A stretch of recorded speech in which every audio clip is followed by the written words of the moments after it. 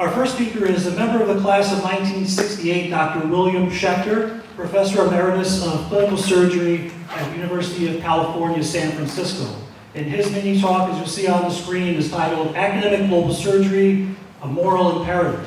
And so in particular, we'll talk about work that he's done with Operation Access, which he had co-founded and served as president of, provides surgical services to the uninsured, lives on the West Coast, established a branch of MedShare International. This is a non-profit organization acquiring, storing, and shipping medical equipment to hospitals in developing countries. He'll talk about the work that he has been doing and is doing at Muhimbili University of Health and Allied Sciences in Dar es Salaam, Tanzania.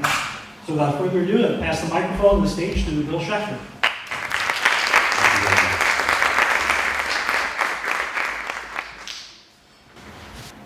Well, good afternoon, everybody.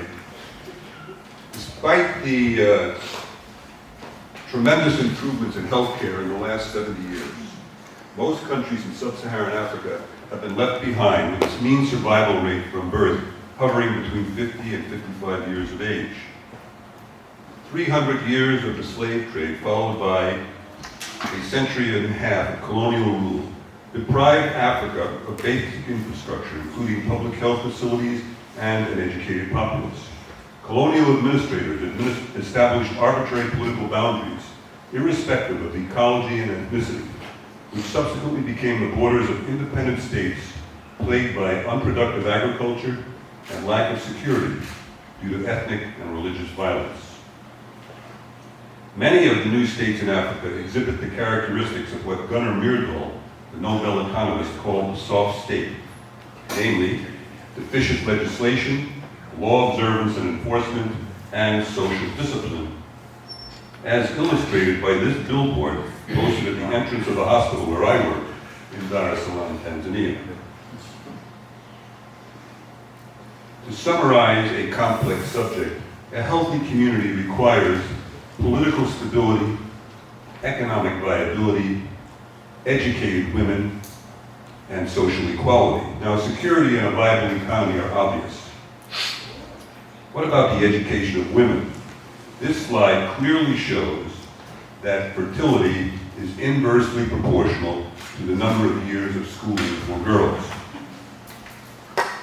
And this graph clearly shows that economic productivity is inversely proportional to the fertility rate. But a functioning economy is not enough. By social equality, I mean some degree of equitable income distribution. The Gini coefficient is an index of income distribution. The higher the Gini coefficient, the greater the inequity in income distribution. Now look at the life expectancy from birth of South Africa compared to Malawi. Although South Africa has a tenfold greater GDP, it has a 10-year lower life expectancy than Malawi. Now, look at the Gini coefficient of the two countries. South Africa has more than twice the inequity in income distribution. Surgical illness and injury account for a significant percentage of the burden of global disease. 2 billion people worldwide lack access to health surgical care. Almost all of them live in the developing world. Only 26% of the estimated 234 million operations performed annually occur in countries with less than $100 per capita per year spending on healthcare, which accounts for 70% of the world's population. This situation results in catastrophic preventable death and disability. For example, 500,000 impoverished women each year die in childbirth, primarily due to obstructive labor and peripartum hemorrhage. Most of them lack access to obstetric care. Child marriage and female circumcision significantly increase the risks of pregnancy in areas with poor access to obstetric care. And as many as 3.5 million women who survive the experience develop vesico-vaginal fistulas, resulting in social isolation and stigmatization due to incontinence and offensive odor. The success rate for the low-risk transvaginal repair of these fistulas exceeds 85%, but most women lack access to trained surgeons. Almost 12.5 million new cases of cancer are diagnosed each year, and 7 million cancer patients die. More than half of these cases occur in low and middle income countries. However, the severity of the cancer epidemic in the developing world is rarely discussed. The association between poverty and cancer is so strong that Samuel Broder, the former director of the National Cancer Institute, likened poverty to a carcinogen. 95% of the 5 million deaths due to injury each year occur in low and middle income countries. Most are due to road traffic accidents. The vast majority of these patients die in the field because of lack of an organized system of pre-hospital care and transport. The survivors who do reach the hospital most often suffer from musculoskeletal injury, but limited access to orthopedists result in a high prevalence of preventable amputation. Now, even if the patient reaches the hospital, facilities and personnel are frequently not up to the task. In a recent survey of 531 hospitals in 17 low and middle income countries, only 70% had intravenous fluids and less than half had a blood bank or equipment and expertise to control the airway and provide assisted ventilation. Well, what can a simple surgeon do to address these problems, which are obviously way above my pay grade? I established the Alliance for Global Clinical Training with the mission of linking high-income country academic surgeons and departments with academic surgery departments in low and middle-income countries. Since the surgical training period in Tanzania is only 3 years, we decided to train the trainers to improve their clinical and teaching skill sets and hopefully have an impact on the next generation of surgeons. We chose the Binghamton University of Health and Allied Sciences, MUHAS, in Dar es Salaam, Tanzania, because they had an established educational infrastructure, they were enthusiastic about collaborating with us, they have a functioning economy, and at the moment, it is a secure country. We have 12 participating medical centers, 7 in the United States and 5 in Israel. Experienced surgical educators, often accompanied by 1 or 2 of their residents, spend 1 month teaching rotations at MUHAS. We are now in our 8th year of collaboration. The idea is to train the trainers by modeling behavior in the operating room, wards, ICUs, and clinics. Now, against the advice of my wife, Dr. Schecter, I am going to show you some clinical pictures so you understand the severity of the problem. Now, some of these pictures may be disturbing, so if you wish to close your eyes, go ahead and do so now. I'll let you know when these pictures are done. This is the beautiful campus of the Binghamton National Hospital. Unfortunately, this is a routine site on morning rounds, an open wound covered with flies. One morning, we encountered an obstetric emergency while searching for some equipment. A brood of newborn mice lying right next to our surgical instruments. This is what we're dealing with. These 2 ladies lying next to each other in adjacent beds both have metastatic papillary carcinoma of the thyroid. Now, this is a common and usually easily curable tumor in the United States. Maybe some of you in the room have even had a thyroidectomy for this problem. Unfortunately, these ladies presented very late due to limited access to care. This patient had a fungating recurrent papillary carcinoma of the thyroid in an irradiated neck, which was intermittently bleeding. He had been in the hospital for over a year and had received ineffective radiation therapy. And here he is, after a wide local excision of the tumor, radical neck dissection, and coverage of the huge defect with a pectoralis major minor cutaneous flap. So that skin over his neck used to be on his chest. One of my residents, Dr. Main, assisted with the case, as did our Tanzanian colleagues. Now, for sensitivity reasons, I will refrain from showing you any more clinical slides.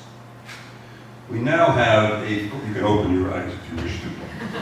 We now have a full-time Alliance surgical director based at MUHAS, Dr. Jahanar Graf, shown here, second from the left, one of our previous resident volunteers.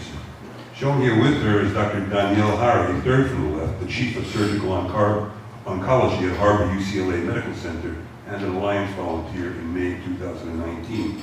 As I said, we're in our 8th year of collaboration and have provided through August 2019 30 months of hands-on teaching in the operating room ICU wards, as well as didactic sessions by 18 visiting faculty members. We have introduced more than 15 new surgical procedures to the skill set at the Mujas Hospital, and Dr. Graf herself has provided an additional 10 months of full-time teaching.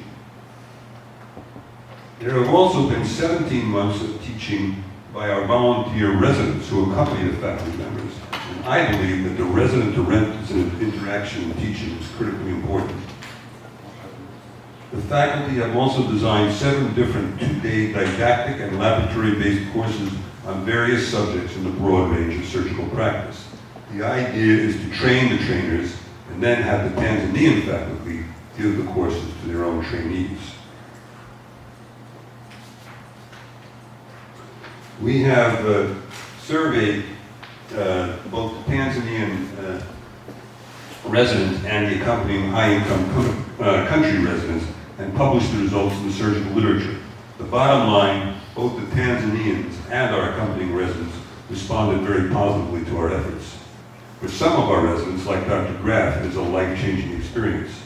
This photo shows a reunion dinner in the Arab village of Abu Ghosh in Israel in June 2019 with some of the Israeli graduates of the program. They were all profoundly affected by the experience. Now, we can't improve the surgical outcomes without improving surgical nursing care, and to that end, we introduced a surgical initiative directed by our Alliance nursing colleagues in 2018, and we just gave our second nursing course on surgical intensive care in Dar es Salaam last month. And by the way, here's the advertisement. If the Decker School of Nursing would like to become involved in this, we would love to partner with them. Well, are we improving outcomes? This question is much harder to answer. Subjectively, the quality of grounds in the ICU has improved dramatically. Fluid electrolyte management and dissections have improved, but of course, the Tanzanian surgeons are now doing procedures which were unavailable to sick patients prior to our arrival. Objective assessment of outcome is as yet impossible. We would like to think that the morbidity and mortality rates in surgery have improved, but there is no viable information system in the hospital.